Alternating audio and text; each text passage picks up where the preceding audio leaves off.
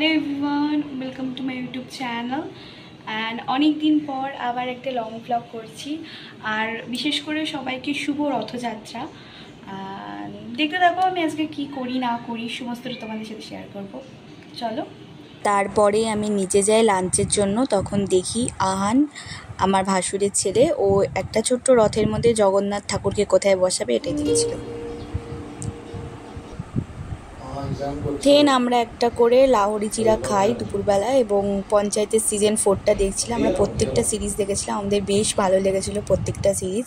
এবং আহান আসে ওর কাকাইয়ের সাথে গল্প করছিল আর ও একটু রথ টেনে এসেছে এবং এখনও বাবা মার সাথে যাবে হচ্ছে রথের মেলা দেখতে, সেটাই বলছিল। রেডি হচ্ছি আর আমার হাতে খুব একটা সময় নেই।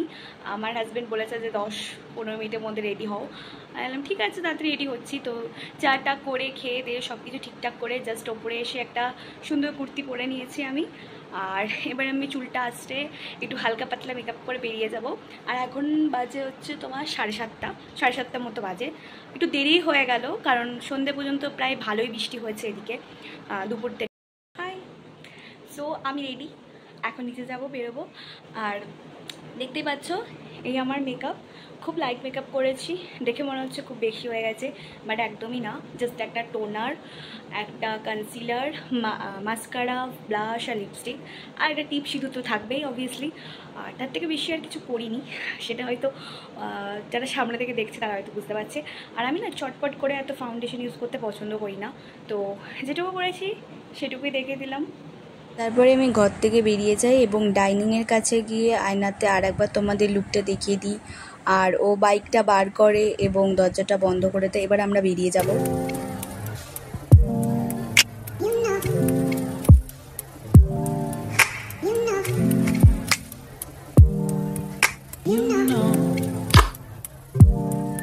তারপরে আমরা চলে আসি কাঁচরাপাড়া মিলননগরের রথের মেলাটা দেখার জন্য। ওটা আমাদের বাড়ির কাছ থেকে অল্পই, আমরা প্রথমে হেঁটেই আসবো ভেবেছিলাম, বাট আমাদের প্ল্যান চেঞ্জ হয়।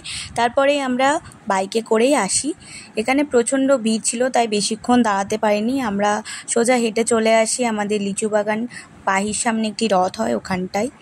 ওখানে এসে আমার হাজব্যান্ড বললো যে পুজো দেওয়া যাক। আমি বললাম হ্যাঁ দিয়ে দাও পুজো তাহলে।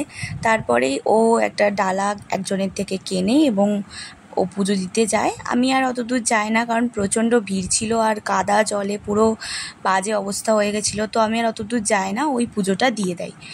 তারপরে বাড়ির সবার জন্য একটু জিলাপিও নিয়ে আমরা এক জায়গায় একটু জল খেয়ে আমরা যাই ওর বন্ধুর বাড়ির সামনে, গাড়ি রাখা ছিল ওই জায়গায়।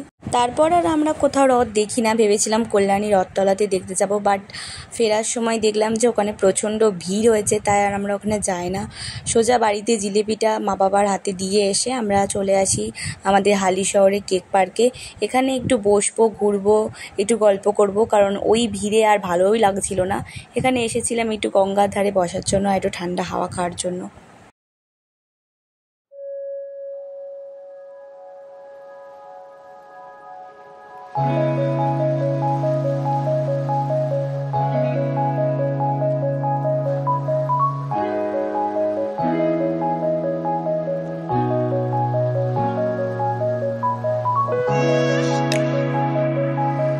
তারপরে আমরা একটা করে আইসক্রিম খেয়ে বাড়ি ফিরে আসি। জাস্ট আমি একটা বাড়ি ফিরলাম আর প্রচণ্ড গরম। এমনিতে কাঁচরাপাড়াতে প্রচণ্ড ভিড় সবসময় থাকে, এখন তো রথের জন্য তো আরও ভিড় থাকবে। তো 2-3টে রথ আমি দেখেছি। আমাদের এখানে কল্যাণীতে একটা রথতলা বলে জায়গা আছে, ওখানে তো গেলামই না, এত গরম আর ভিড়ও হচ্ছে ওখানে, সেই জন্য আমরা ওখানে যাইনি। এমনি আশেপাশে দুটো রথ দেখলাম, দেখে আমরা একটু আমাদের হালিশহরে কেক পার্কে গেছিলাম, একটু ঘুরে টুরে একটু হাওয়া টাওয়া খেয়ে আমরা আবার বাড়ি ফিরে এলাম।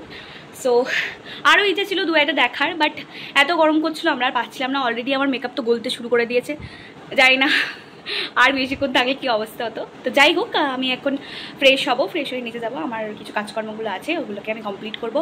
সো তারপর আবার আসছি, তো চলো। পরে রাতে আর কোনো ফুটেজ নিই না, আমি একেবারে ঘুমিয়ে পড়ি। সো এই ব্লগটা এখানেই শেষ। বাই।